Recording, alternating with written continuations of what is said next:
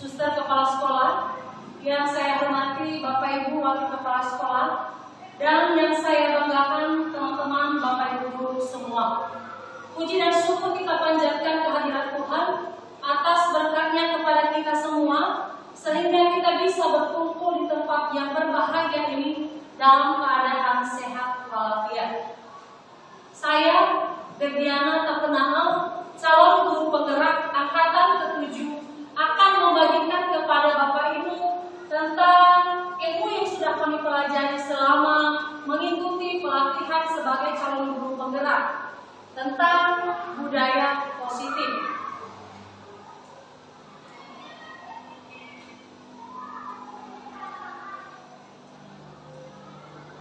Ini biodata saya Bapak Ibu. Selanjutnya, sebelum kita masuk pada budaya positif, terlebih dahulu saya akan membagikan kepada Bapak Ibu guru tentang paradigma belajar, yaitu filosofi pendidikan Ki Hajar Dewantara. Kalau seorang guru pasti tidak akan terkejut tentang Ki Hajar Dewantara. Kita sudah mengenal siapa Ki Hajar Dewantara itu. Ki Hajar Dewantara adalah salah satu tokoh pendidikan di Indonesia kita yang kita cintai ini. Jadi pertama ini saya akan membagikan tentang filosofi pendidikan menurut Ki Hajar Dewantara.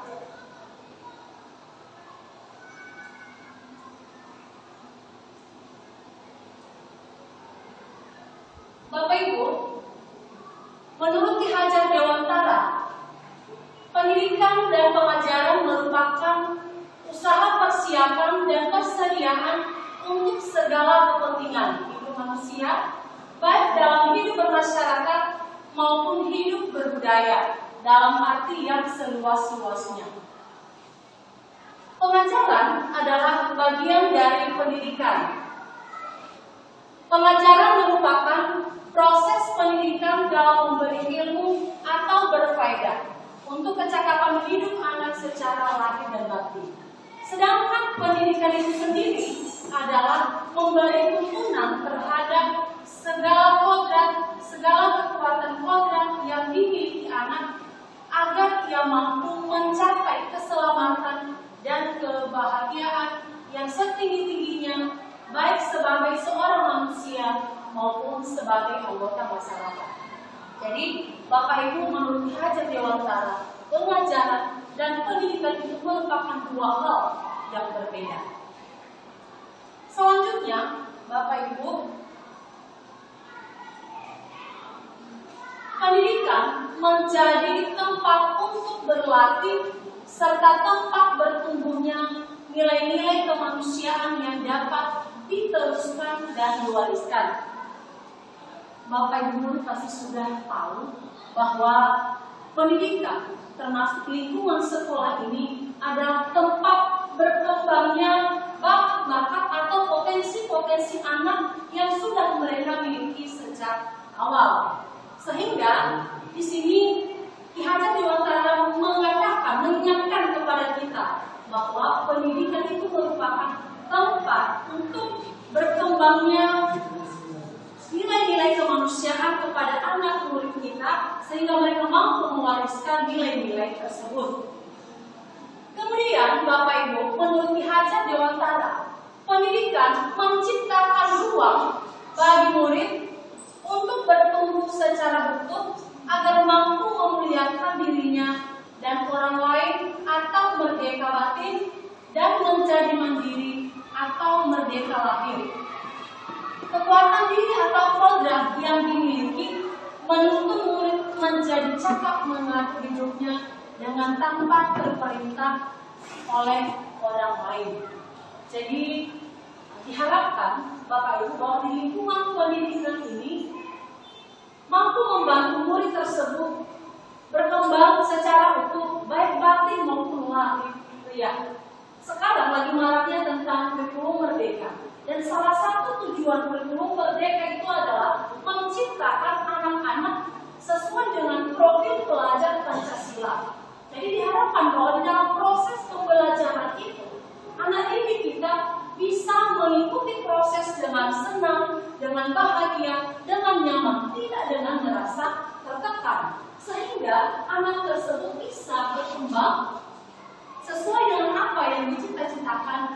mulai dihajar, diwawancara. Selanjutnya, di sini juga diharapkan bahwa dengan anak merasa nyaman dalam proses pembelajaran, maka diharapkan bahwa anak-anak kita ini kemudian tidak harus terperintah oleh orang lain, termasuk kita Bapak Ibu guru. Artinya kalau mereka bertindak, membersihkan lingkungan sekolah atau melihat sampah semua pada tempatnya, tidak lagi menunggu perintah dari Bapak Ibu guru, dari teman atau juga dari orang tua mereka sendiri. Kemudian Bapak Ibu dihajar diwawancara, mengibaratkan pendidik seperti seorang petani atau tukang kebun. Bibit yang kurang baik akan tumbuh subur karena perhatian dan perawatan petani. Bapak Ibu, ini sedikit sharing ini. Pada saat masuk ke materi ini, ada banyak hal yang membuat pribadi saya terkejut. Karena sangat berbeda dengan apa yang sudah disampaikan kepada saya pada saat saya masih duduk di bangku sekolah, dan juga termasuk yang saya dengarkan dari teman-teman seprofesi. Dihajar diwawancara mengatakan bahwa kita ini Bapak Ibu guru sama seperti seorang petani. Kalau petani menanam bibit, maka petani tersebut harus melihat ini jagung ini dia butuhnya apa, ya. Banyak pupuknya seperti apa, atau volume air yang dia butuhkan seperti apa. Kalau bibitnya mungkin kurang baik, ya, tetapi jika bibit tersebut jatuh di tangan seorang petani yang memang luar biasa handal dalam hal itu memberi hati, maka bibit tersebut akan tumbuh subur dan petani akan memanen hasil yang berlimpah. Sama Bapak Ibu, Bapak Ibu ini. Kita dalam hal menghadapi peserta didik pasti ada banyak hal yang kita perhatikan. Ini kemarin waktu kita evaluasi, saya juga mengingatkan bahwa salah satu tanggung jawab besar kita Bapak Ibu guru itu adalah mengenali karakteristik peserta didik kita. Kalau dalam satu kelas siswa-siswi kita ada 33 orang, maka Bapak Ibu guru wajib mengenali karakteristik masing-masing. Kalau kita mengajar sampai 5 kelas atau 6 kelas, maka tanggung jawab kita sebagai guru, siswa kita di 6 kelas itu wajib kita tahu karakteristiknya. Nah, dengan kita mengenali karakteristik mereka,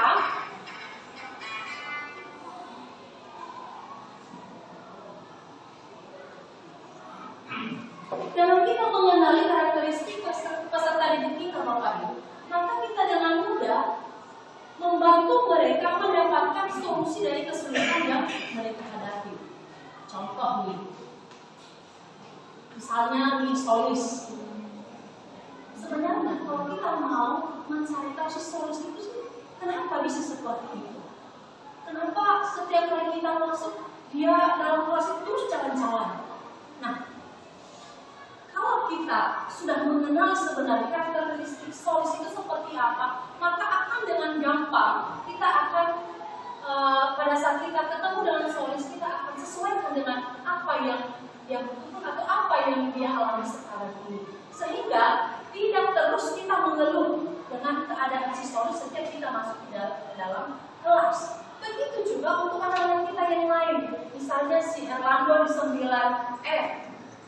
Nah, jadi kita harus kenali karakteristik mereka itu seperti apa. Jadi Bapak Ibu, luar biasa memang kalau yang namanya guru itu profesi yang luar biasa. Itu bisa jadi orang tua, bisa jadi konseling, baik untuk anak kita sendiri maupun untuk peserta didik. Jadi sekali lagi Bapak Ibu, sebagai Bapak Ibu guru, kita wajib mengenali karakteristik kita. Kalau tadi petani berusaha menumbuhkan, memupuk, menyiram bibit tersebut untuk menghasilkan hasil yang melimpah, maka saya percaya kita juga seperti itu Bapak Ibu guru. Kita mau melihat ke depan anak didik kita yang kita dampingi di sini akan berhasil. Kita akan akan bakal. Kemudian di sini Ki Hajar Dewantara mengatakan bahwa kekuatan sosio-kultural menjadi proses menebalkan kekuatan kodrat anak yang masih samar-samar. Bapak Ibu, nanti di sini kita lihat ini bahwa anak itu bukan kertas yang kosong. Ini satu hal juga materi yang saya sedikit terkejut pada saat disampaikan kepada kami bahwa anak didik kita itu, peserta didik kita atau anak kita di rumah bukanlah kertas yang kosong. Dulu mungkin pada saat kita masih di bangku sekolah selalu kita dengar bahwa anak adalah kertas yang kosong, maka Bapak Ibu guru yang mengisinya. Betul kan Bapak Ibu ya? Itu sering rumah itu mereka sudah membawa potensi. Ya, hanya Bapak Ibu garisnya itu masih sama-sama. Mereka sudah ada kelebihan, talenta di dalam diri mereka. Jadi setelah mereka besar, kita ini Bapak Ibu termasuk orang tua Bapak Ibu, tugas kita itu Bapak Ibu hanya menuntun, mengarahkan, menebalkan garis yang masih sama-sama yang dimiliki oleh anak kita atau peserta didik kita di sekolah. Contoh, di kelas 9 ini saya mengasih mata pelajaran matematik, itu si Marcel. Si Marcel itu hebat Bapak Ibu, itu bukan karena saya. Dia luar biasa di matematika, itu bukan karena saya Bapak Ibu, tapi karena memang anaknya sudah dasar mampu dari sananya. Bapak Ibu guru lesnya, termasuk orang tua, hanya membantu, memfasilitasi, mengarahkan, sehingga dia masih semakin menemukan, oh ternyata seperti ini. Termasuk Bapak Ibu anak-anak kita yang hobi menari. Anak-anak kita yang hobi menari itu bukan karena kita Bapak Ibu. Ya.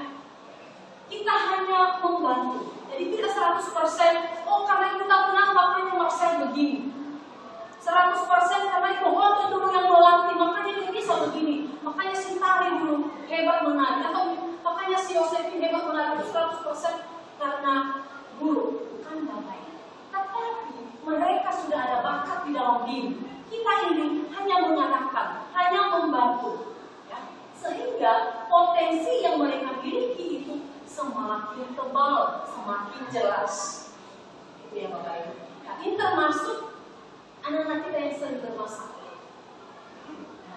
Kenapa selama ini kita sering meminta bantu kepada pimpinan berseling? Karena kita harapkan bahwa mereka di sana lebih menguasai tentang ilmu kepribadian anak. Tetapi kita tidak salah Bapak Ibu. Nanti mungkin sekilas akan saya putarkan tentang slide bahwa kebutuhan orang itu ada beberapa jenis. Orang bertindak itu karena apa? Ya, jadi sekali lagi Bapak Ibu, Ki Hajar Dewantara mengatakan kepada kita bahwa anak itu bukanlah kertas yang kosong. Mereka sudah memiliki bakat, potensi, ya, kodrat sejak lahir, walaupun garisnya itu masih sama-sama. Oke, masih semangat Bapak Ibu? Masih. Oke. Nah, jadi karena di sini sudah diingatkan Ki Hajar Dewantara kita Bapak Ibu, maka di sini dikatakan bahwa orang dewasa tidak boleh menggambarkan sesuai keinginan kita kepada anak. Contoh, anak saya Billy, kalau saya menginginkan anak saya menjadi seorang dokter, padahal anak saya tidak mau, maka itu tidak bisa Bapak Ibu. Kemarin waktu kita workshop tentang KM, di situ juga sudah dikatakan bahagia enggak anak tersebut menjadi dokter, atau justru hanya orang tuanya. Jadi mari kita bantu anak-anak kita, menuntun anak-anak kita sesuai dengan potensi atau bakat yang sudah mereka miliki. Jadi tidak boleh sesuka hati kita Bapak Ibu atau sesuai keinginan kita. Ya. Selanjutnya, Bapak Ibu, ini ada konsep pemikiran Ki Hajar Dewantara. Jadi konsep pemikiran Ki Hajar Dewantara ini Bapak Ibu, mandiri, bebas lahir batin, dapat membentuk karakter yang baik, menjadi manusia yang baik kepribadiannya.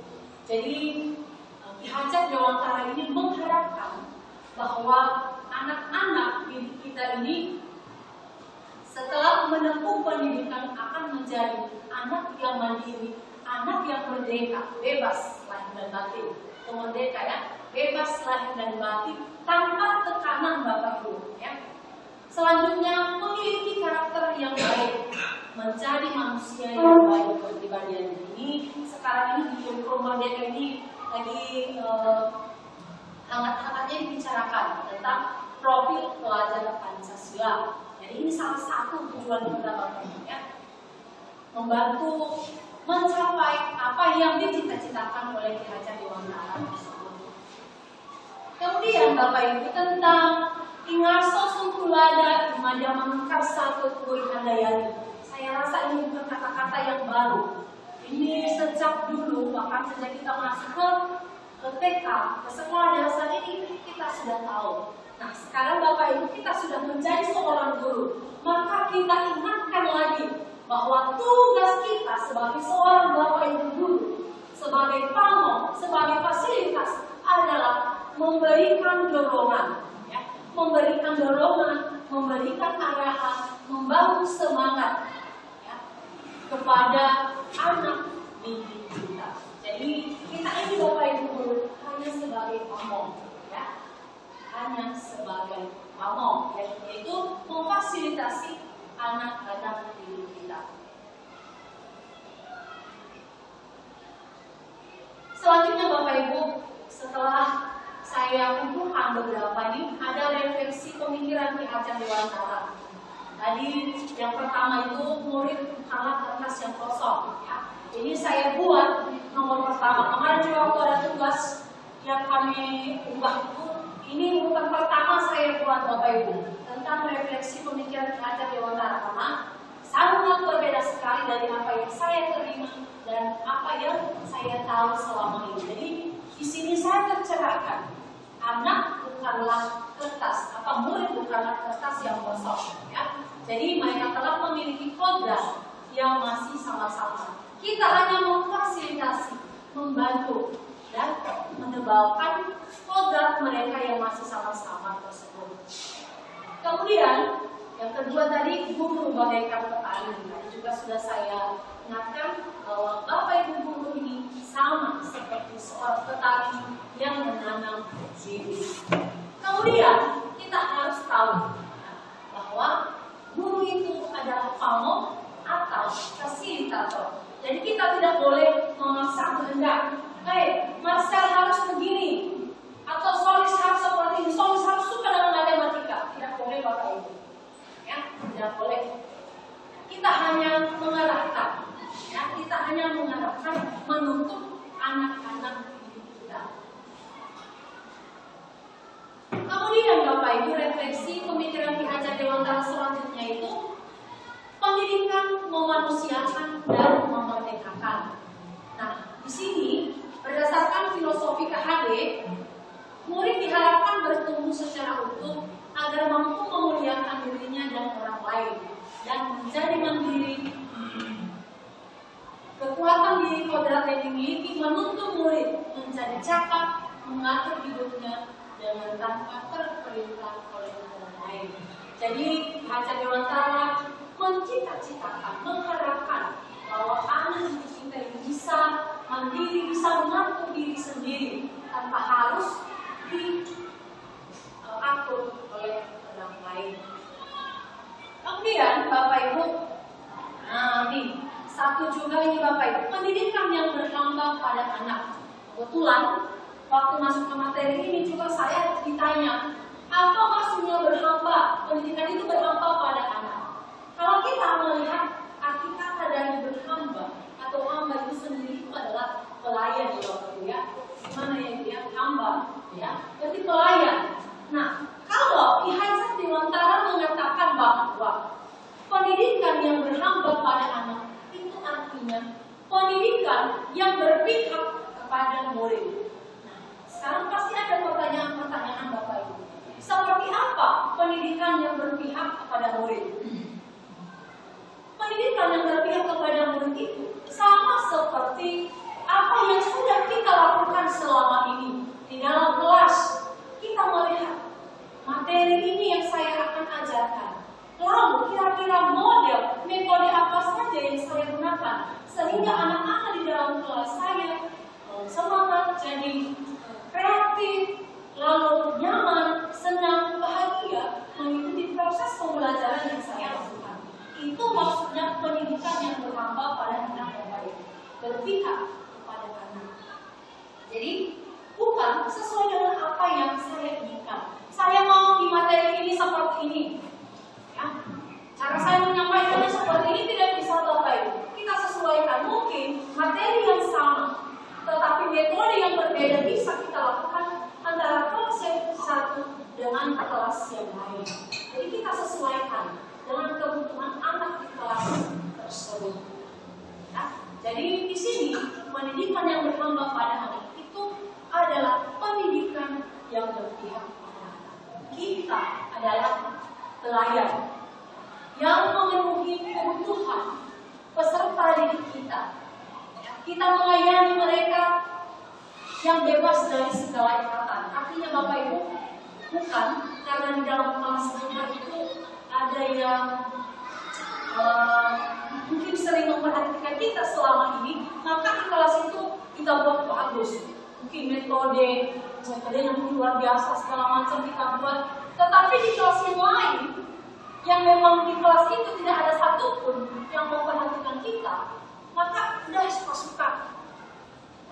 Itu tidak Bapak. Itu maksudnya di sini memberi pelayanan bebas dari segala ikatan. Jadi kita melayani tanpa ada alasan. Jadi kita memberi hati. Nah, selanjutnya Bapak Ibu, dengan suci hati mendekati sang anak. Ya,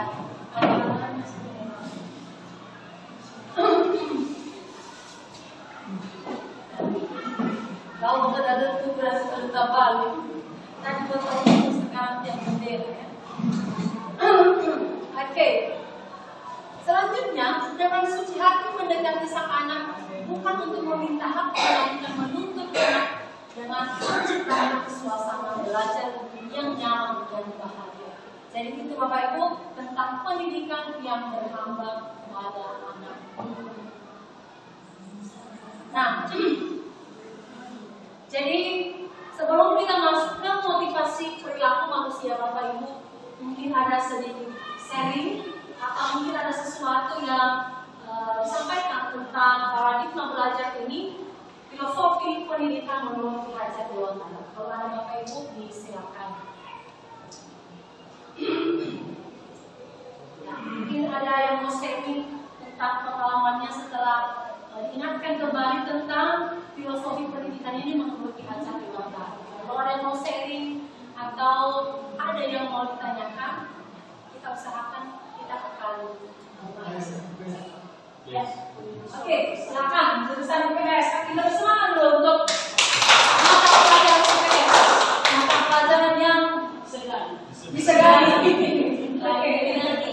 Ya. Baik, terima kasih dulu kepada Ibu dan Bapak di Hajar Dewantara.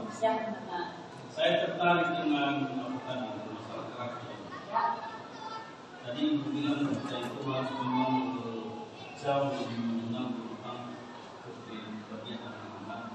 Artinya kita itu anak itu seperti anak itu mengalami perubahan atau mengalami keberhasilan itu tergantung dari kita sebagai guru.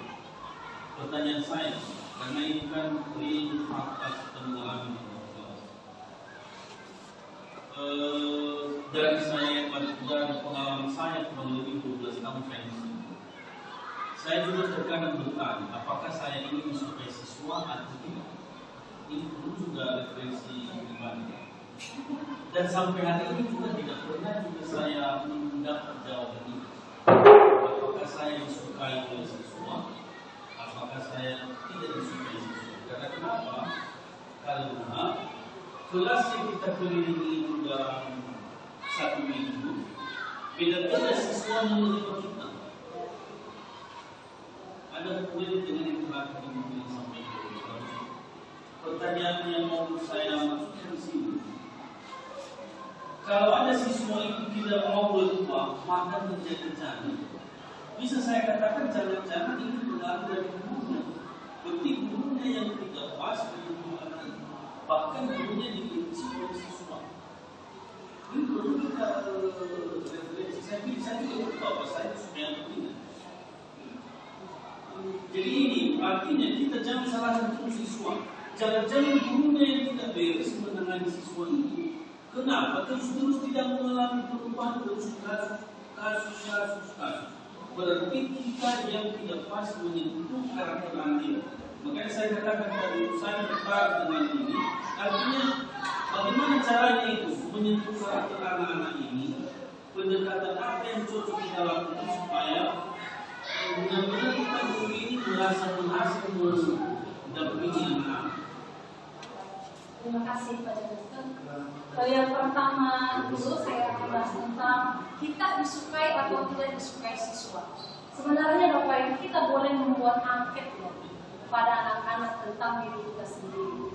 Juga kita bisa membuat angket kepada teman-teman sejawat kita seperti apa.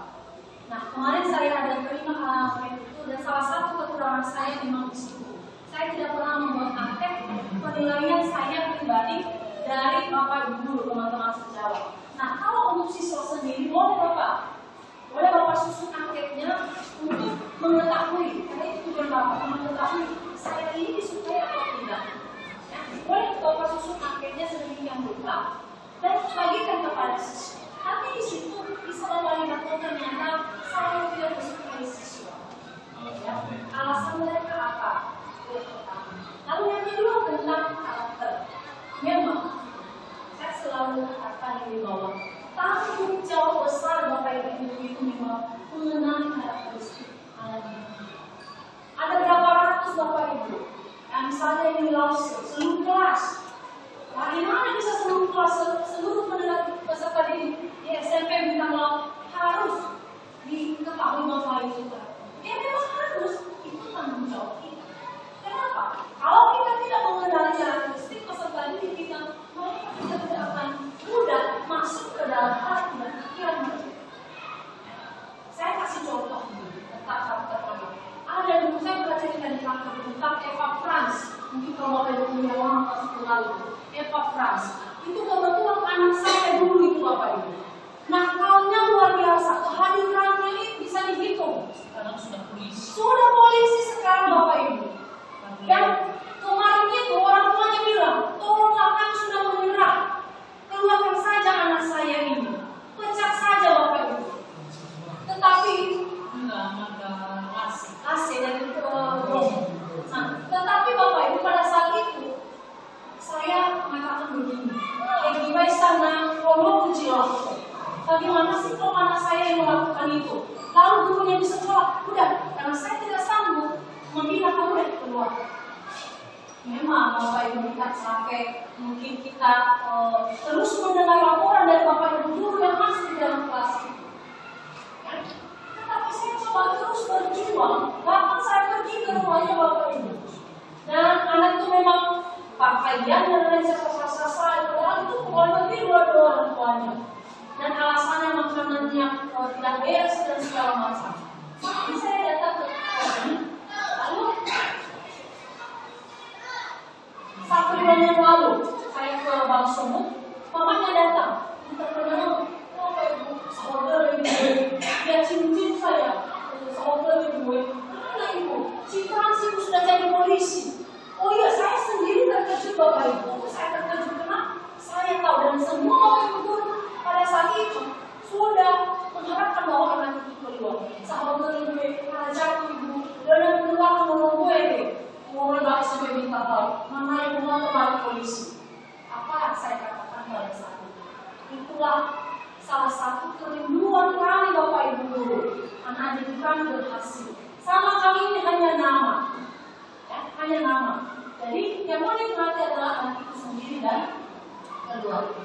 Jadi sekali lagi Bapak Ibu, memang kalau mengetahui karakter anak ini, mungkin cara yang satu tidak bisa. Kita coba yang kedua.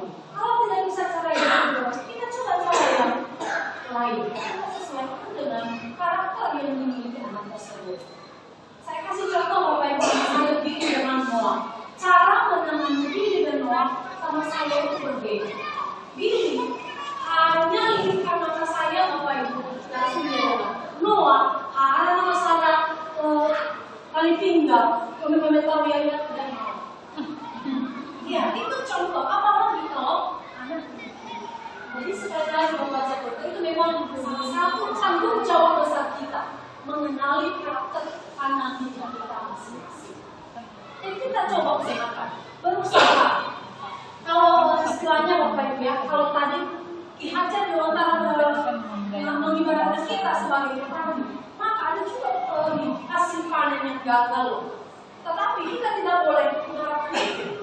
Tetapi kita berusaha sebisa mungkin dengan harapan bahwa apa yang kita buat ini membantu anak didik kita menjadi berhasil, menjadi lebih. Oke Bapak Ibu, kalau masih ada tentang Ki Hajar Dewantara, Bapak Ibu sebelum kita lanjut, oke silakan bicara. Kita berikan semangat untuk apel agama. Oke, hari ini bukan seri. Kalau saya melihat dari pendidikan coba beri penjelasan kalau saya melihat dari paparan dari tadi pendidikan yang jadi tadi itu, ini seperti dia berpatokan semua pada guru. Padahal kalau kita melihat bahwa karakter itu adalah berasal daripada keluarga itu satu. Nah, baru kedua adalah guru di sekolah. Jadi seperti saya lihat pendidikan dari Ki Hajar Dewantara ini seperti hanya tertuju kepada pendidik yaitu guru di sekolah. Nah, jadi kalau menurut saya bahwa Bapak Ibu guru di sekolah itu hanya saya pikir kedua daripada orang tua. Jadi untuk melihat lebih jelas karakter anak-anak itu, yaitu keluarga sendiri, orang tua dan baru Bapak Ibu guru di sekolah. Apalagi tadi sudah dipaparkan Bu, kita mungkin di kelas anak-anak kita di kelas 32 orang. Nah, sangat susah kita mungkin memang melihat karakter masing-masing anak. Jadi bagaimana kita sekarang seperti masalah-masalah kita di sekolah ini, ada banyak anak-anak kita, anak-anak didik kita yang memang masih kita bilang masih dalam perilaku yang tidak baik-baik saja. Bagaimana kita seorang guru untuk bisa memahami sifat mereka itu, karena mungkin dalam bimbingan kursus kita sudah punya agama juga sudah kita bimbing secara agama. Jadi bagaimana kita mau melihat kita sebagai guru itu berperilaku atau melakukan sesuatu buat anak didik kita itu supaya lebih baik lagi. Seperti yang saya bilang tadi bahwa pengetahuan atau karakter pertama itu adalah dari orang tua sendiri. Terima kasih. Terima kasih juga itu jelas bahwa yang pertama dalam hal pembentukan karakter anak itu adalah keluarga. Di sini sebenarnya sudah dikatakan bahwa kekuatan sosiokultural menjadi proses menyebabkan kekuatan kodrat anak yang masih sama. Jadi termasuk lingkungan itu di mana? Termasuk keluarga. Hanya di sini kenapa selalu saya angkat itu tentang pendidik? Karena di sini kita Bapak Ibu guru. Tetapi dalam hal membentuk karakter itu sebenarnya harus berkolaborasi antara pihak sekolah dan orang tua. Kolaborasi antara pihak sekolah dan orang tua, termasuk juga lingkungan. Lingkungan sangat berpengaruh, sangat mempengaruhi tentang perkembangan karakter peserta didik kita. Nah, tadi ditanyakan, apa sih yang harus kita lakukan? Tadi sudah saya katakan bahwa kita kenal dulu ya seperti apa. Kalau misalnya sudah kita coba cara A, B, dan C, kita coba konfirmasi dengan keluarga. Setelah kita coba konfirmasi dengan keluarga, kita coba kolaborasi dengan teman-teman. Kira anak ini seperti apa? Sama seperti si di kelas 9 ya, si Hermanto atau Hermanto. Itu anak itu, Ustaz Sikral juga ya. Itu anak itu ada beberapa bapak ibu guru yang mengeluh tentang anak itu. Tetapi ada juga bapak ibu guru yang justru tidak ada keluhan tentang anak itu. Jadi kita mungkin bisa sharing, kita mungkin bisa berbagi. Kira-kira trik apa sih yang digunakan sehingga pada bapak ibu guru tersebut dia tidak berulang, dia tidak bertingkah. Jadi itu bapak ibu. Selain berkolaborasi dengan orang tua, kita juga bisa sharing, berbagi dengan teman-teman bapak ibu guru di sekolah ini. Bagaimana Ustaz? Oke, benar. Oke, kita lanjut ya Bapak Ibu ya, kita tutup ini ya, dihajar Dewantara ya. Sekarang kita lanjut Bapak Ibu tentang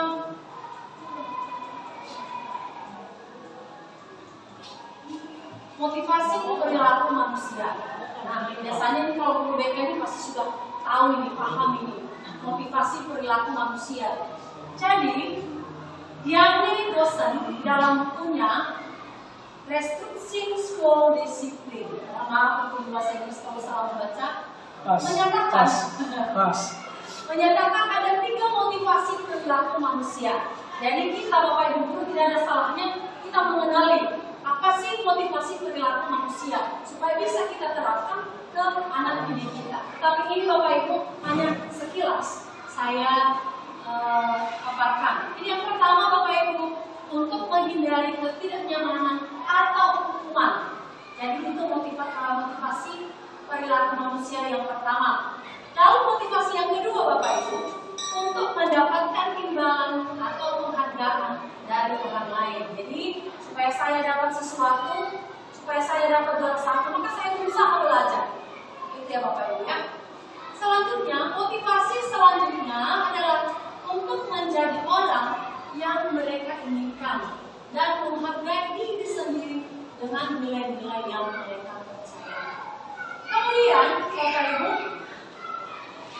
ya, jadi ini tadi beberapa motivasi perilaku manusia.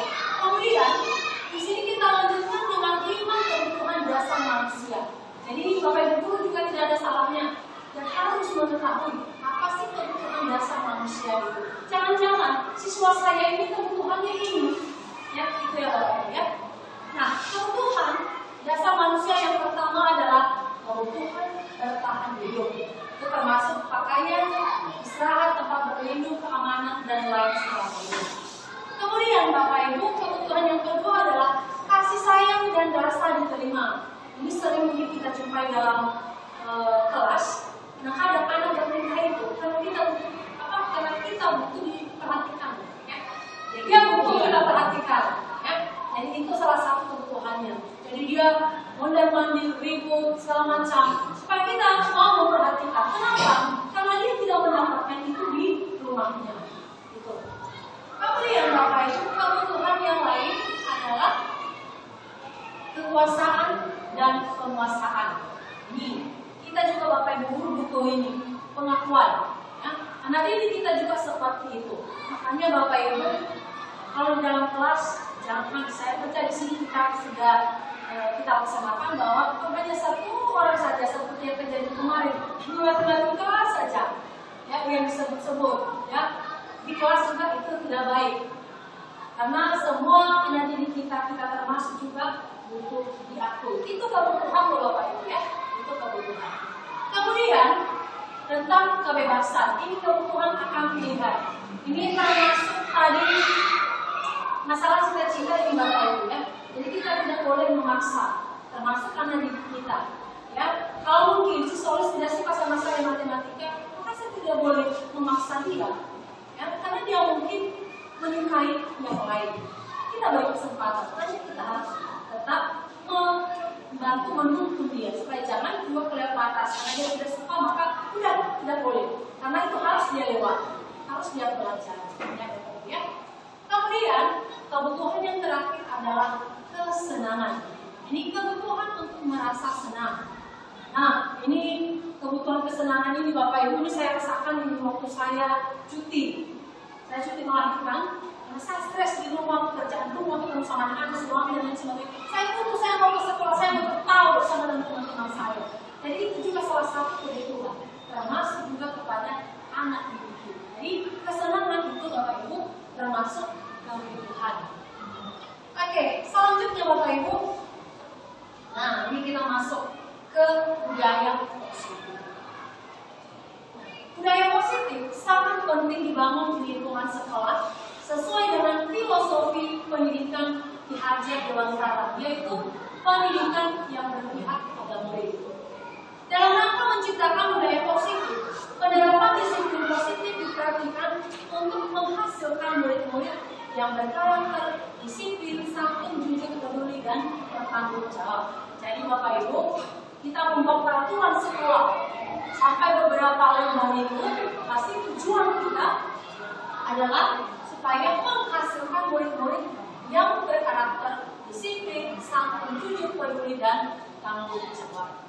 Kemudian, ini salah satu tanggung jawab kita Bapak Ibu, bagaimana menciptakan suatu lingkungan positif yang terdiri dari warga sekolah yang saling mendukung, saling belajar, saling bekerja sama, sehingga tercipta kebiasaan-kebiasaan baik.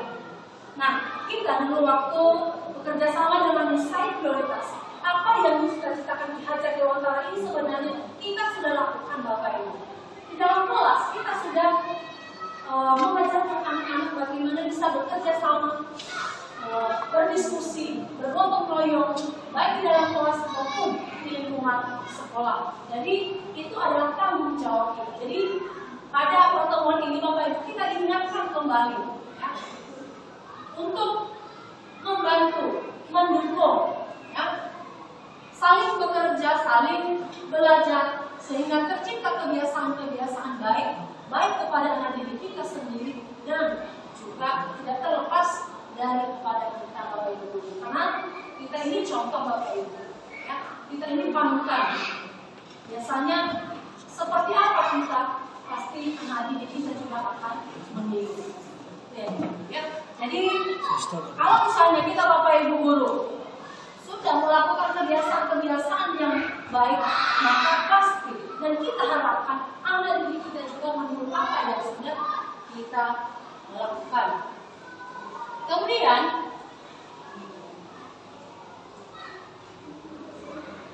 dalam rangka menciptakan lingkungan positif, salah satu strategi yang perlu kita tinjau adalah ini penerapan disiplin di sekolah kita. Apakah telah efektif atau belum? Itu mungkin bisa kita bicarakan nanti ke Bapak Ibu, kita lihat kembali. Kalau memang ada yang perlu kita tambah, kita tambah. Kalau ada yang perlu kita kurangi, kita kurangi Bapak Ibu. Ya, ini kita lihat keefektifan dari peraturan yang sudah kita buat tersebut. Kemudian Bapak Ibu, Ki Hajar Dewantara menyatakan bahwa di mana ada kemerdekaan, disitulah harus ada disiplin yang kuat. Sesungguhnya disiplin itu bersifat self-disiplin, yaitu kita sendiri yang mewajibkan kita dengan sekeras-kerasnya. Tetapi itu sama saja, sebab jikalau kita tidak cakap melakukan self-disiplin, wajiblah penguasa lain mendisiplinkan diri kita. Nah, di sini Bapak Ibu, Ki Hajar Dewantara mengharapkan bahwa mulai dari diri kita sendiri, mendisiplinkan diri kita, itu harapannya. Kenapa Bapak Ibu? Kalau kita tidak bisa disiplinkan diri kita sendiri, maka kita membutuhkan orang lain untuk mengatur kehidupan kita, mengatur tindakan kita. Ya, itu. Kemudian Bapak Ibu, Ki Hajar Dewantara menyatakan juga bahwa untuk mencapai kemerdekaan atau dalam konteks pendidikan kita saat ini, untuk menciptakan murid yang merdeka, syarat utamanya adalah harus ada disiplin yang kuat. Disiplin yang dimaksud adalah disiplin diri yang memiliki motivasi internal. Nah, di sini diharapkan bahwa kita wajib memiliki motivasi dalam diri sendiri, lahir dari dalam Bapak Ibu. Bukan karena pimpinan kita, bukan karena teman kita, bukan karena guru kita, atau bukan karena orang lain. Karena biasanya kalau motivasi yang dalam diri kita itu, kita akan bisa laksanakan tanpa harus ada tekanan. Itulah yang kita katakan tadi, merdeka. Ya. Nah, kalau kita disiplin karena orang lain, maka itu tidak disebut dengan merdeka Bapak. Kita diatur oleh orang lain. Ya. Itu. Berikut, Nah, nilai-nilai kebajikan.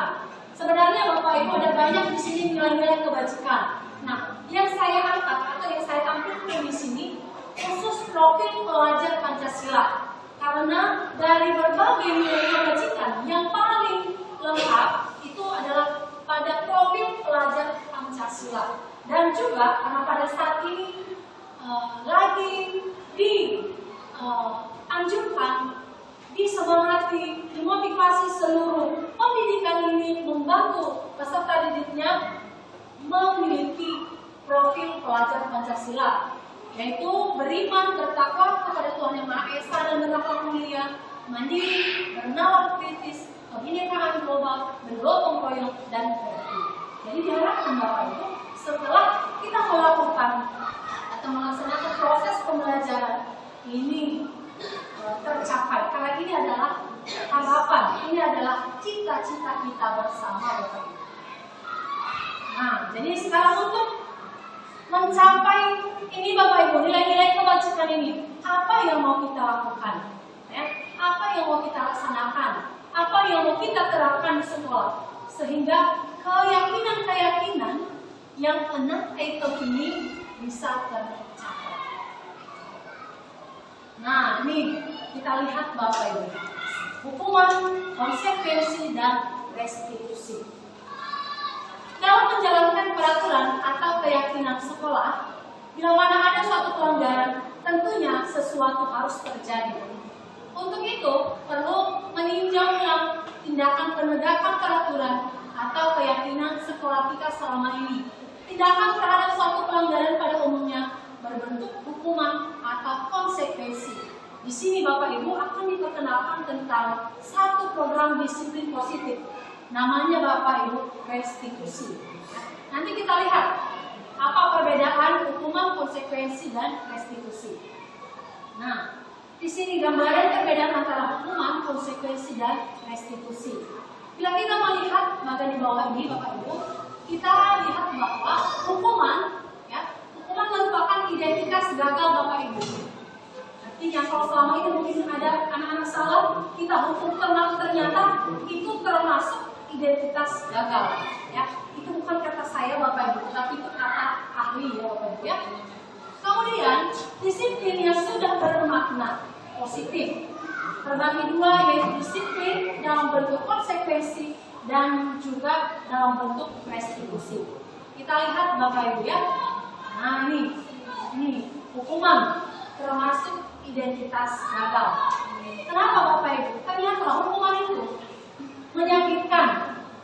Lalu hukuman juga tidak nyaman untuk murid. Lalu di hukuman korban mendapatkan keadilan.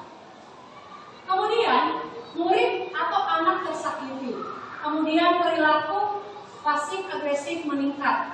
Ya. Sistem tidak akan berjalan bila murid tidak takut. Ya, mungkin hanya sebentar, tapi setelah itu dia kembali lagi. Kemudian berlaku hanya pada sebuah institusi, tidak berlanjut pada kehidupan nyata. Ya, misalnya kan selama ini di sekolah kita, kalau misalnya ngambang maka hukumannya ini hanya sampai di situ Bapak Ibu, ya tidak berlanjut. Ya, atau jangankan dulu setelah tamat di SMP, sama guru yang lain pun belum tentu berlanjut dari apa yang sudah kita terapkan kepada anak didik kita tersebut. Kemudian kalau konsekuensi, nah konsekuensi ini termasuk disiplin sukses ya, identitas sukses, termasuk disiplin positif yang sukses. Konsekuensi sesuatu harus terjadi. Memang betul tidak nyaman untuk jangka waktu yang pendek, tapi setelah itu dia akan menyadari bahwa ternyata manfaatnya ini. Kemudian korban bisa diabaikan. Kemudian murid atau anak dibuat tidak nyaman. Penguatan hanya bertahan dalam jangka waktu pendek. Kemudian memerlukan monitoring dan supervisi terus-menerus. Kemudian membantu penerapan mengikuti peraturan dalam masyarakat. Nah, sedangkan kalau restitusi Bapak Ibu, restitusi merupakan pilihan. Karena ingat bahwa di sini diharapkan anak-anak merdeka, bebas lahir dan batin. Ya, kita berikan pilihan, itu restitusi. Kemudian menguatkan untuk murid atau anak dalam jangka waktu yang panjang. Walaupun dia sudah tamat dari sini, itu masih melekat di dalam kepribadian anak tersebut. Kemudian korban mendapatkan ganti. Kemudian murid atau anak mendapatkan penguatan. Kemudian masalah terpecahkan. Selanjutnya murid belajar bertanggung jawab untuk perilakunya.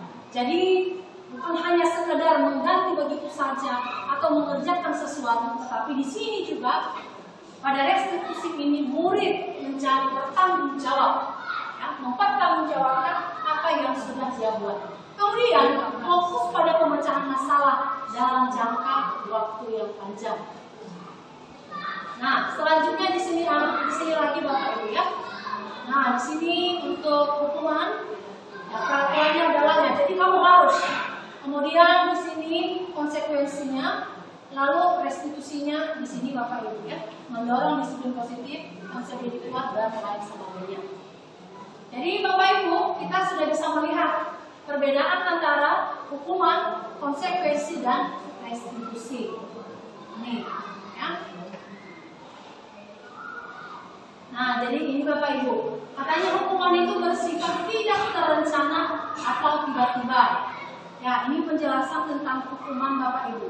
Hukuman itu bersifat satu arah.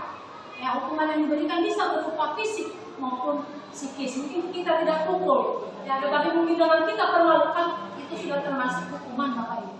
Kemudian, sementara disiplin dalam bentuk konsekuensi itu sudah terencana. Misalnya ini, kita buat kesepakatan sama anak di kelas. Kita buat kesepakatan bahwa selama proses pembelajaran tidak boleh ada yang tidur di kelas. Nah, kalau ada yang tidur, apa kesepakatan kita? Apa konsekuensinya kita buat? Sedangkan kalau hukuman tadi, oi siapa si Giro sudah tidur? Nah, hukumanmu ini, nah gitu. Kita sudah segala macam. Jadi itu bedanya yang berbeda ya. Kemudian ini konsekuensi ini dibuat oleh pihak guru dan murid sudah mengetahui sebelumnya. Sama seperti peraturan kita Bapak Ibu, kita sudah sampaikan kepada anak-anak, termasuk handphone ya, atau alat-alat digital. Kita sudah sampaikan mereka dari awal. Kalau dibawa maka akan disita. Itu termasuk konsekuensi. Ya. Kemudian dihukum oleh penghargaan. Ini kata ahli ya Bapak Ibu. Ya, ternyata penghargaan itu tidak melulu bernilai positif atau mempengaruhi ke nilai-nilai positif Bapak Ibu. Ternyata penghargaan juga menghukum Bapak Ibu, saya sudah alami. Ini ya, ini Bapak Ibu. Ternyata pengaruhnya jangka pendek, tidak efektif. Penghargaan merusak hubungan, penghargaan mengurangi ketepatan, penghargaan menurunkan kualitas, penghargaan mematikan kreativitas, penghargaan menghukum. Nah, apa sih yang diharapkan Bapak Ibu?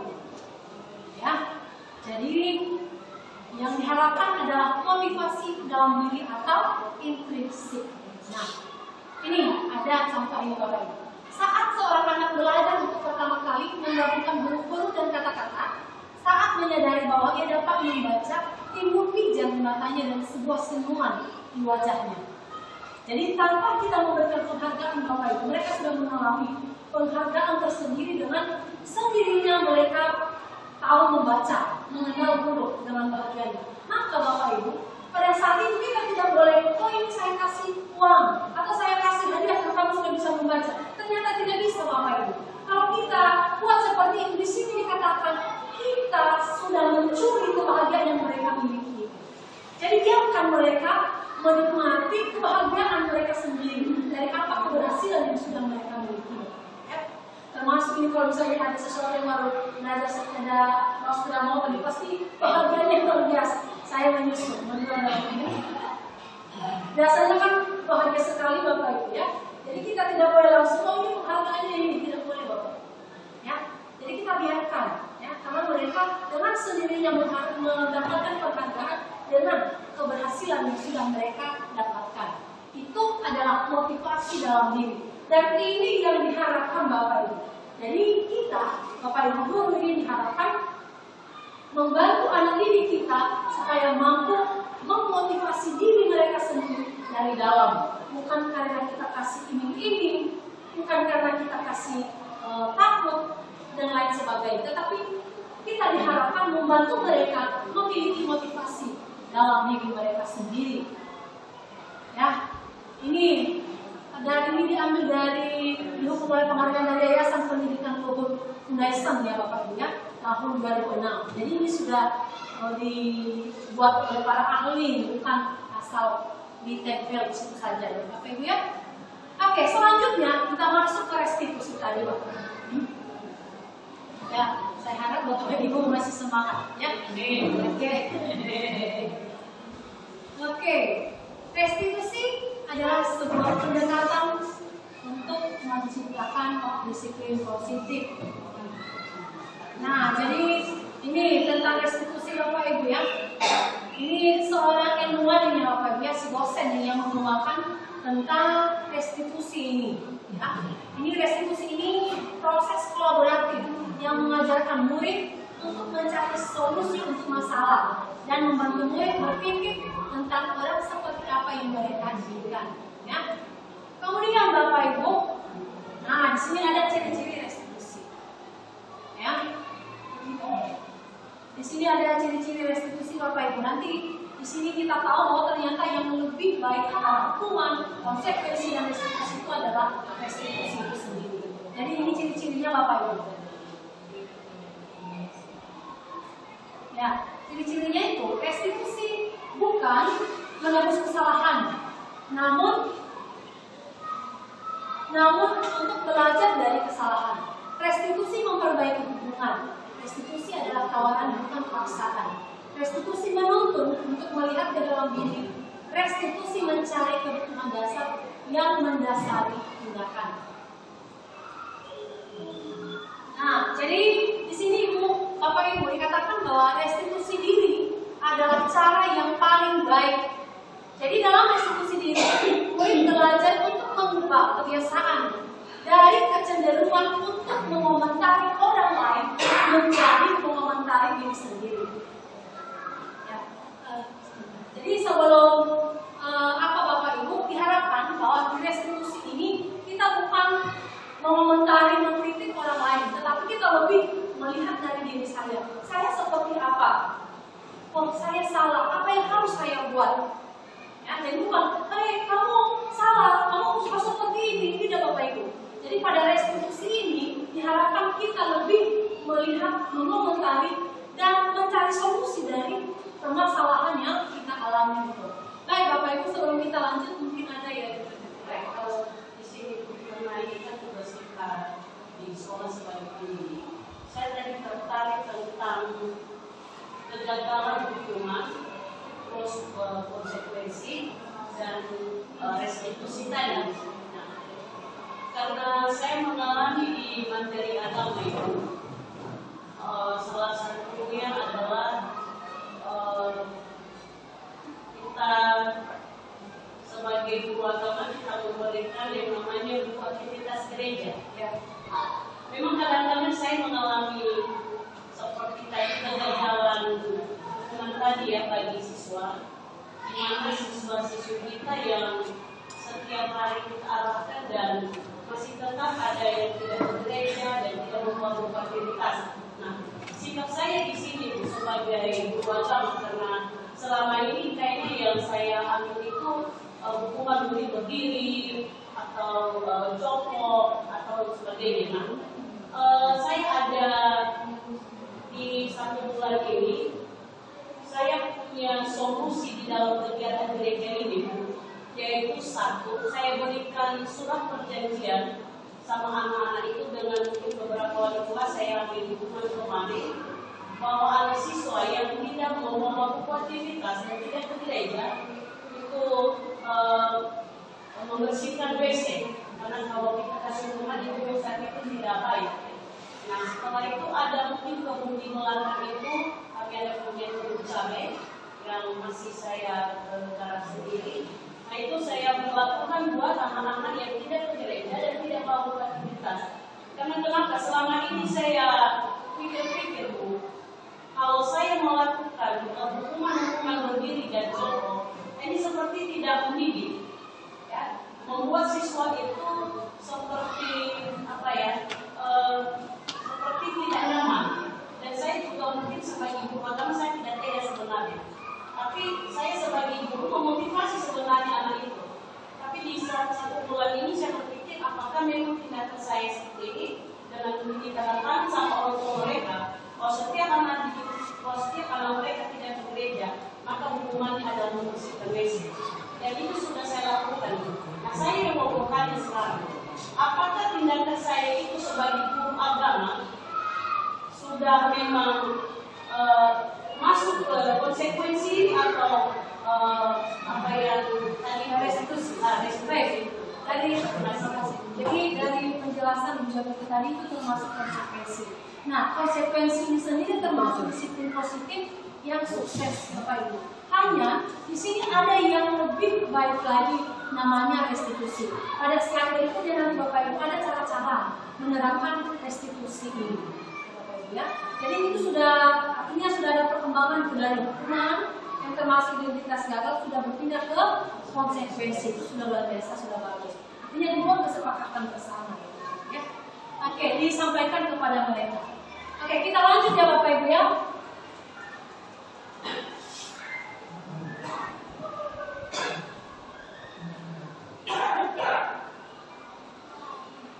Nah, ini tadi sudah restitusi ya. Nah, ini keyakinan kelas. Nah, keyakinan kelas ini Bapak Ibu sama seperti peraturan sekolah. Hanya yang membedakan antara peraturan sekolah dengan keyakinan kelas ini Bapak Ibu, kita buat sama-sama. Kalau peraturan sekolah kita kan itu yang kita buat sendiri, artinya hanya Bapak Ibu guru, lalu kita sampaikan kepada siswa. Kalau keyakinan kelas ini beda Bapak Ibu ya. Sama, saya sudah buat ini beberapa kelas 9A termasuk di 9B. Kami buat kesepakatan bersama. Di dalam kelas itu kita buat satu kesepakatan ya. Nah, kesepakatan apa yang kita buat? Kesepakatan yang kita sudah tahu, kita sadari ada nilai-nilai kebajikan di dalamnya. Contoh Bapak Ibu, pada saat COVID semua wajib menggunakan masker. Ya kan Bapak Ibu ya. Sebenarnya itu bukan kesepakatan, tapi memang sudah dari sana di sekolah. Tapi kan itu termasuk yang peraturan wajib menggunakan masker. Nah, Bapak Ibu, kita menggunakan masker karena kita sudah tahu apa nilai kebajikannya. Nilai kebajikannya itu Bapak Ibu, dengan menggunakan masker, saya selamat, saya tidak terkena virus COVID. Itu. Atau misalnya Bapak Ibu menggunakan helm, ya, saya menggunakan helm. Kenapa? Supaya pada saat kecelakaan ini kepala saya aman. Jadi itu Bapak Ibu. Jadi di dalam kelas ini diharapkan kita membuat keyakinan dengan anak-anak yang ada di dalam kelas, dengan melihat nilai-nilai kebajikan yang dianut oleh kesepakatan yang sudah kita buat tersebut. Misalnya ini Bapak Ibu, tidak boleh tidur di dalam kelas, kan ada nilai kebajikan itu, ada nilai positifnya. Karena kalau tidur ya Bapak Ibu, dia tidak ya, nilai kebajikannya juga dia tidak menghormati gurunya. Jadi itu Bapak Ibu. Jadi itu yang dimaksud dengan keyakinan kelas ini. Ya, membuang sampah sembarangan, apa nilai kebajikannya? Kan menjaga kebersihan, ya kan? Kita menjawab. Jadi kita nanti Bapak Ibu guru boleh membuat keyakinan kelas di kelas kita masing-masing. Tidak usah banyak-banyak Bapak Ibu, beberapa item saja, tetapi bisa dilaksanakan. Ya, itu sangat luar biasa. Oke, kemudian Bapak Ibu, nah di sini ada restitusi. Jadi untuk melaksanakan restitusi ini Bapak Ibu, kita harus mengenali yang namanya 5 posisi kontrol. Jadi mohon maaf ini Bapak Ibu ya, waktunya agak tidak panjang dan sebentar ya.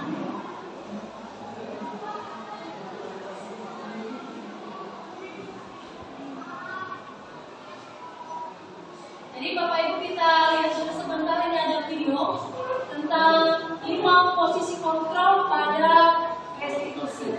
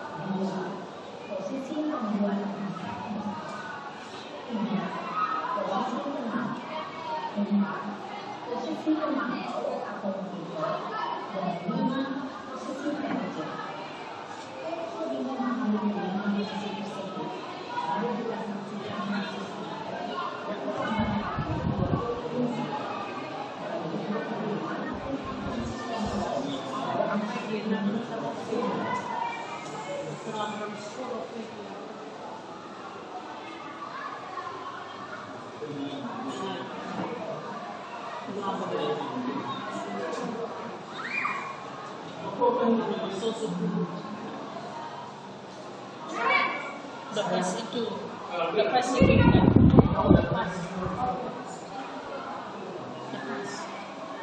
Udah lepas.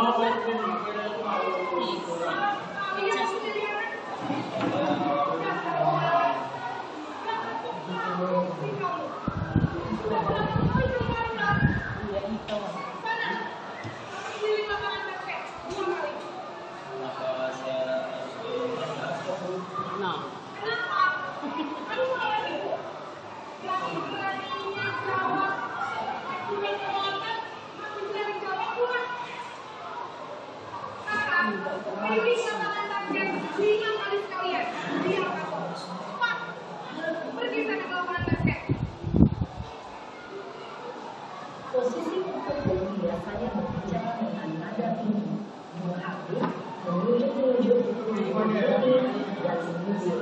Hukuman bisa berupa fisik maupun psikis.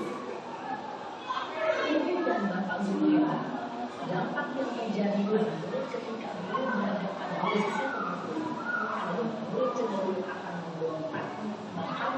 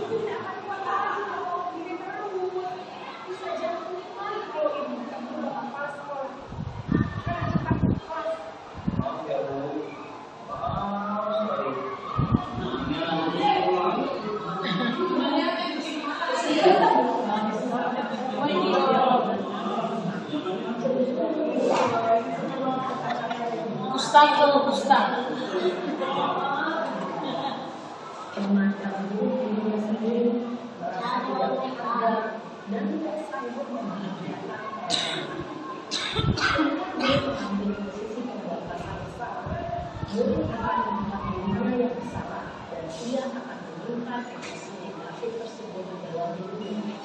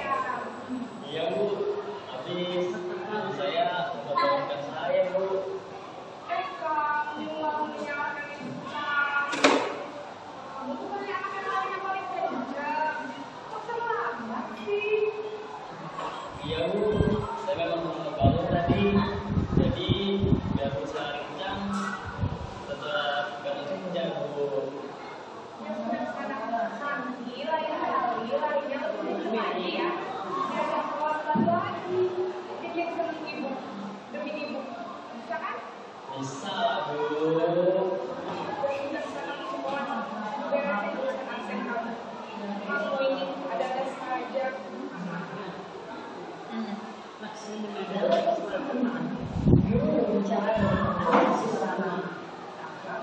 Cenderung sedang dibawa untuk menjaga suasana santai. Murid akan merasa senang, aman, dan akan menghubungi. Identitas yang tercipta adalah identitas sukses atau berhasil. Namun, perlu diingat, karena ini masih bangunan eksternal, maka ada faktor ketergantungan dan beberapa orang tertentu. Di sini belum aksennya, sehingga mulai waktu murid bisa berperilaku baik, namun hanya pada orang-orang tertentu saja.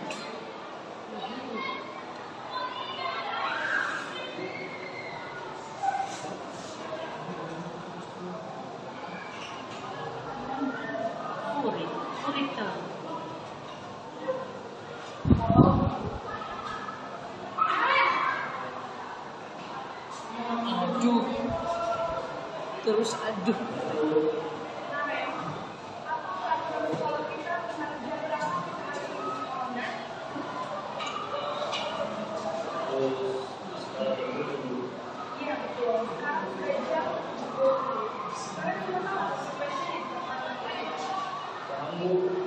Saya harus tinggal selesai menit. Ya benar, konsekuensinya demikian. Jadi nanti jam 9.30 pas istirahat, kamu harus tinggal di kelas. Jangan bersama ya. Posisi pemantau menanyakan hitungan atau data untuk pemantauan murid. Guru mengarahkan murid berdasarkan peraturan dan konsekuensi.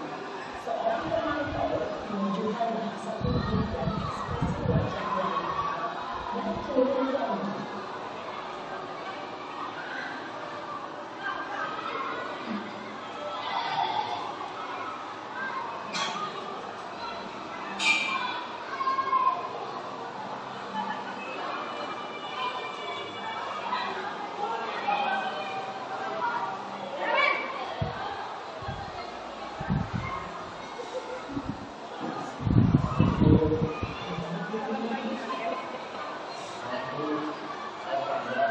Iya, sekolah besoknya jam 7, sekarang udah jam 7.20.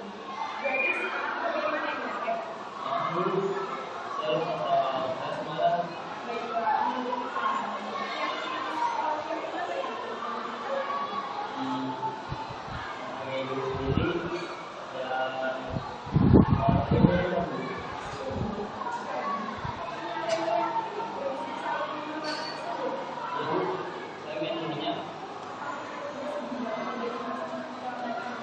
sedia, Bu.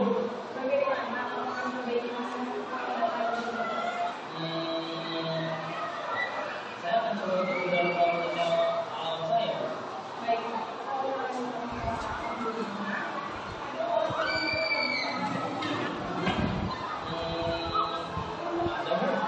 Kata saya, Aiman. Selain Aiman, ada teman saya.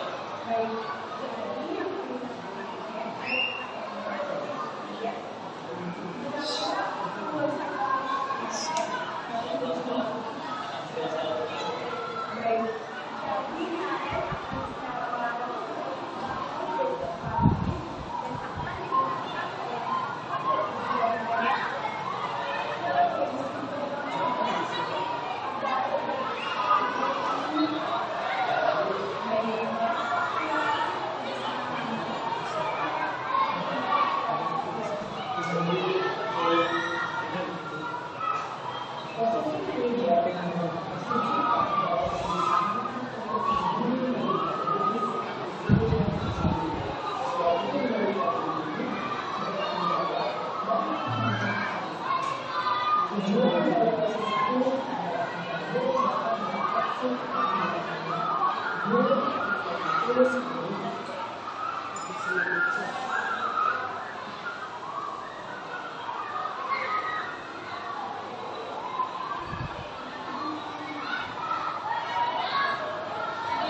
jadi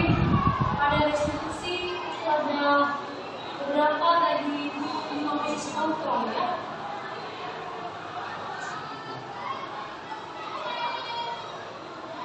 Jadi pertama untuk mendukung, tadi sudah sangat jelas ya, dapat mendukung. Lalu yang kedua, membuat merasa bersalah. Saya di sini Bapak Ibu kalau menangani siswa, membuat merasa bersalah. Kita kasih sama mama, mama sudah capek-capek kriteria segala macam. Itu termasuk membuat merasa bersalah. Saya di sini ada. Dan ternyata itu kurang. Kemudian teman, ya. Kemudian memantau. Dan yang terakhir Bapak Ibu, manajer. Jadi untuk menerapkan restitusi tadi Bapak Ibu, ada 5 proses kontrol yang perlu kita perhatikan. Apakah kita sebagai teman, memantau, membuat merasa bersalah, pembentuk, atau sebagai manajer. Nah di sini di 5 proses kontrol ini yang paling baik adalah di posisi manajer. Memang Bapak Ibu tidak akan gampang, ya?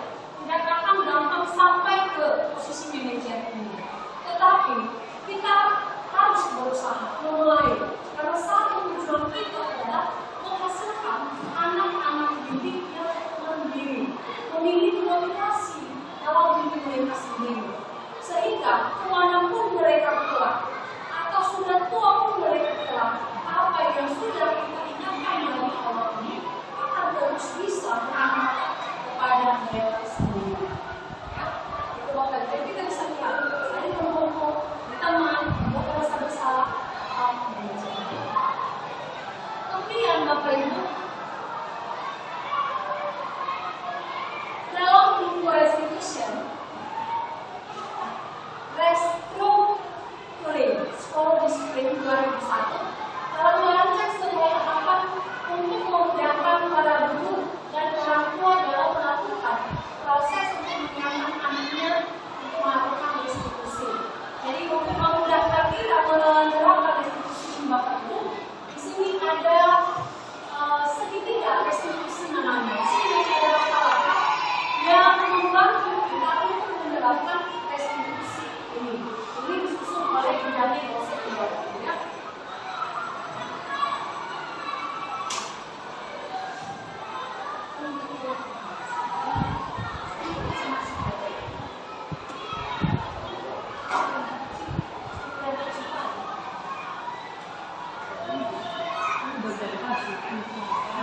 Baik Bapak Ibu, jadi langsung kita lihat yang di kelas.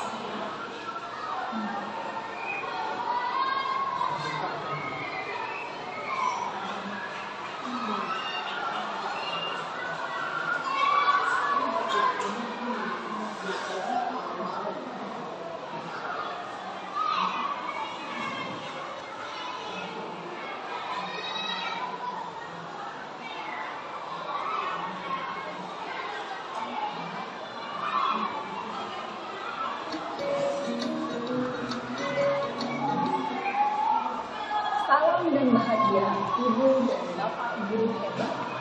Pada video kali ini kita akan membahas tentang saksi disiplin yang diterapkan di institusi sekolah yang dikenal dengan nama restitusi.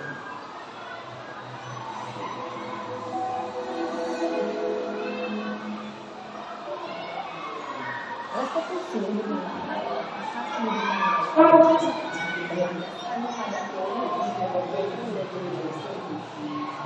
Segitiga restitusi adalah suatu proses dialog yang dijalankan oleh guru atau orang tua agar dapat menghasilkan murid yang mandiri dan bertanggung jawab. Pada saat guru berposisi manajer, aspek yang dikeluarkan oleh murid adalah motivasi kompetensi, sehingga penanaman nilai-nilai kebajikan dapat tumbuh dan berkembang menjadi suatu kebiasaan positif yang akhirnya membentuk karakter. Proses dialog ini terdiri dari 3 langkah yang digambarkan pada ketiga sisi pada segitiga institusi. Sisi pertama adalah menstabilkan identitas. Sisi yang kedua adalah validasi tindakan yang salah. Dari sisi yang ketiga adalah keyakinan. Ibu dan Bapak Guru, berikut ini akan ditunjukkan bagaimana seorang guru berada dalam posisi manajer menggunakan penerapan segitiga restitusi.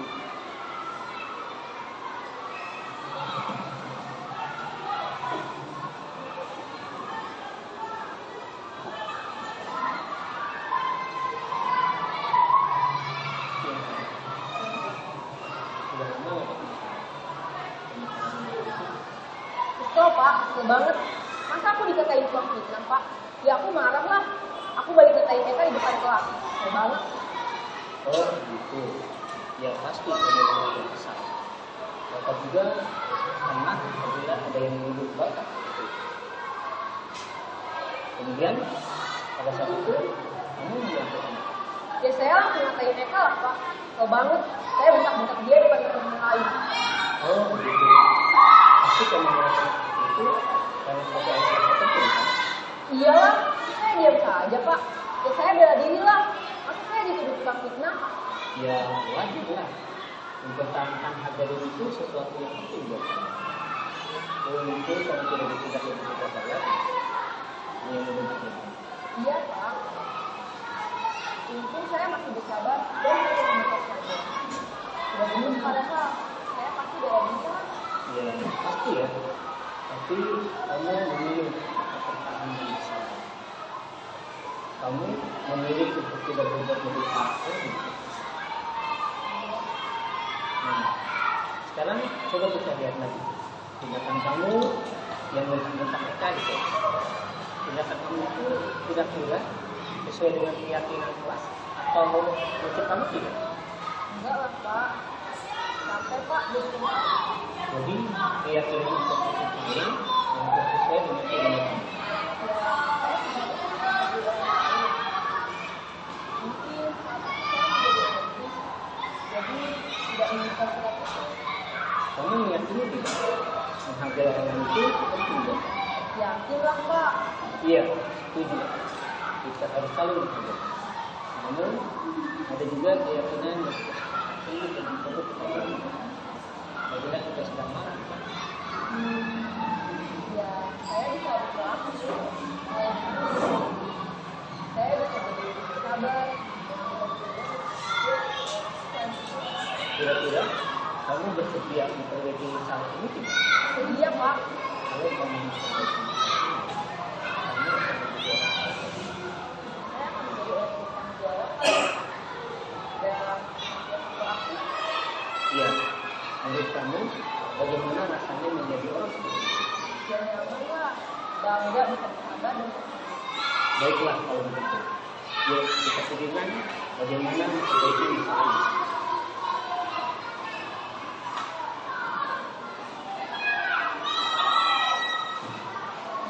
Ibu dan Bapak Guru juga.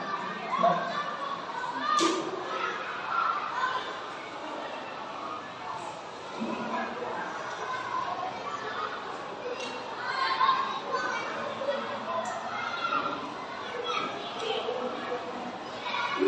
Baik Bapak Ibu, untuk menerapkan diskusi ini adalah langkah yang membantu kita menerapkan apakah lain misalkan prioritas. Artinya kalau ada anak yang masalah itu bisa langsung, oh itu kenapa saya macam tidak bisa ya, kita stabilkan dulu prioritasnya. Menanyakan soal seperti ini ya Bapak. Kemudian langkah yang kedua Bapak Ibu memvalidasi tindakan yang salah. Jadi pada langkah yang kedua ini kita bisa mengajukan beberapa pertanyaan seperti ini. Nah, kamu bisa saja kalau berapa sebenarnya dari apa yang dikerjakan di luar ini. Kamu bukan melakukan tanpa suatu alasan. Ya, artinya kita coba masuk ke dalam diri anak tersebut. Kemudian Bapak Ibu, pertanyaan berikutnya kamu melakukan karena mempertahankan sesuatu di hatimu. Kemudian kita bisa juga ajukan, mungkin kamu bisa mempelajari suatu perilaku baru yang lebih efektif. Misalnya kamu mempelajari. Kemudian langkah yang ketiga Bapak Ibu menanyakan keyakinan. Jadi kalau kita sudah membuat keyakinan pada Bapak Ibu, kalau mereka membuat kesalahan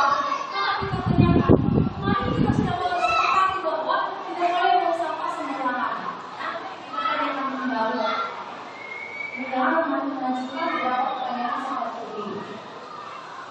Jadi pada segitiga restitusi ini Bapak Ibu ada beberapa hal yang perlu kita perhatikan. Yang pertama bahwa perilaku yang salah perlu dikaitkan dengan nilai-nilai atau keyakinan-keyakinan yang telah disepakati atau kemudian kesediaan orang yang melakukan kesalahan untuk memperbaiki masalah.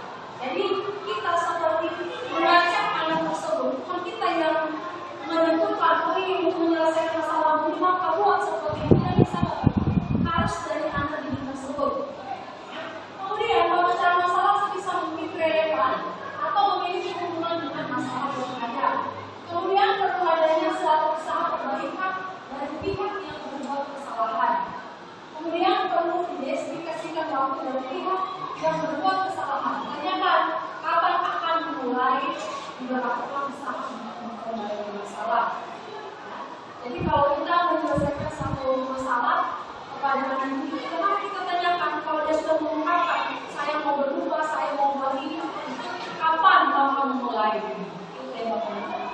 Jadi ada segitiga restitusi diharapkan murid menjadi lebih kuat secara pribadi, membuka wawasan murid agar dapat menyelesaikan permasalahan sendiri, dan murid semakin percaya diri, mandiri dan merdeka. Jadi Bapak Ibu, jadi itu Bapak Ibu langkah-langkah penerapan segitiga restitusi. Pasti pertanyaannya begini, kalau kita menangani masalah anak, apakah harus 3 langkah tadi kita gunakan? Boleh Bapak Ibu, juga boleh tidak. Kalau masalah anak ini, maka tidak perlu kita ikuti yang 3 langkah tadi. Tetapi kalau memang maka kita ikuti langkah-langkah yang tadi. Pertanyaan kemudian Bapak Ibu, apakah harus terurut dari langkah yang pertama ke langkah ketiga? Tidak harus Bapak Ibu. Boleh kita mulai dari langkah yang ketiga atau langkah yang kedua, atau juga boleh kita mulai dari langkah yang pertama, kedua, dan ketiga. Jadi itu Bapak Ibu beberapa hal mulai dari paradigma belajar tadi, inovasi perilaku manusia, kebutuhan dasar, dan juga tentang restitusi dan cara menggunakan dalam menggunakan segitiga restitusi. Kalau misalkan ada sesuatu yang mau Bapak Ibu sampaikan sebagai anggota komisi, ya pasti akan banyak Bapak Ibu yang baru mendengar tentang materi yang saya berikan ini. Boleh disampaikan Bapak Ibu atau boleh diberikan 1 atau 2 kali saja ya kalau ada. Dari saya. Terima kasih dulu yang materi yang disampaikan pada hari ini. Saya sebagai guru agama Katolik, materi yang Ibu sampaikan pada hari ini mungkin tidak semua saya rekam dan saya wujudkan dalam kehidupan saya dalam setiap hari mengajar. Tapi saya berjanji bahwa materi ini sangat baik ya buat saya sendiri untuk melanjutkan kegiatan saya sebagai pendidik. Dan mungkin sebenarnya sudah kita laksanakan juga dalam kehidupan kita sebagai Bapak Ibu guru. Tapi untuk memberikan melaksanakannya dengan seperti yang Ibu paparkan tadi, mulai dari besok saya coba untuk melakukannya di dalam pelajaran saya. Oke, ada satu lagi Bapak Ibu yang mungkin sharing.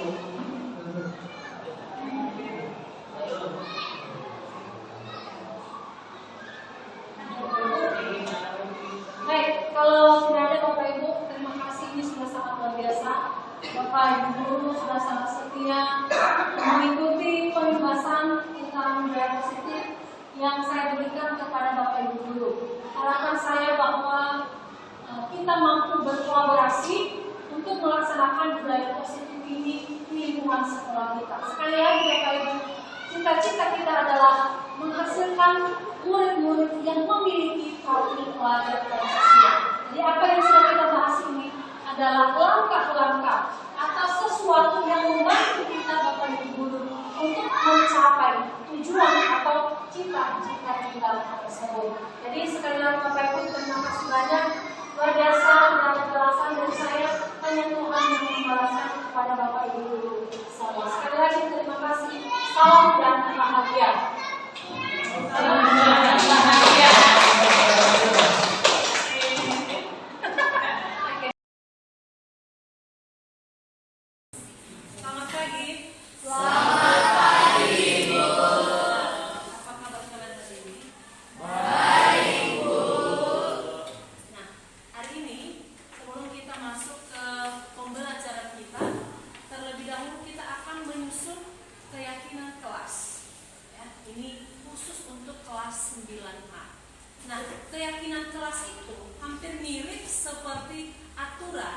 yang sudah kita buat di sekolah kita ini dan kita laksanakan di dalam kelas ini.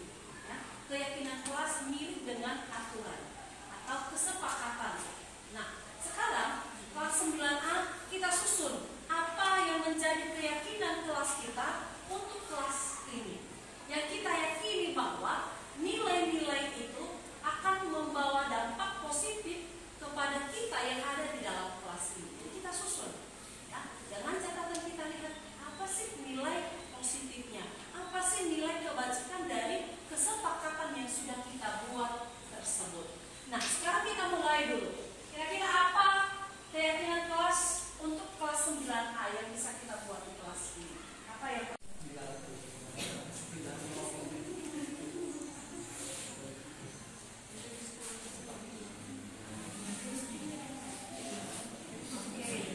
apalagi?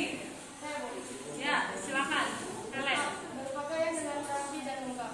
Ya, berpakaian lengkap ya sesuai dengan aturan yang berlaku di SMP swasta Bintang Laut. Oke.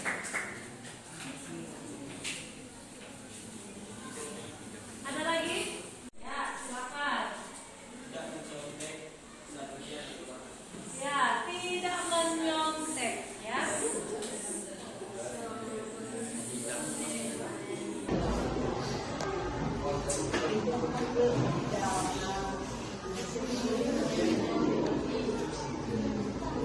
Oke, ada lagi? Ya, menjamu teman pada saat sakit.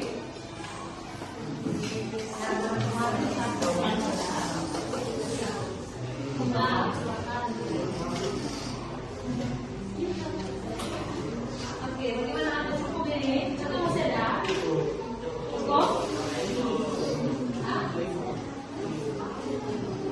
Cukup masih ada? Nah, sekarang kita lihat kembali ya. Ya, sekarang kita lihat kembali keyakinan kelas yang sudah kita buat.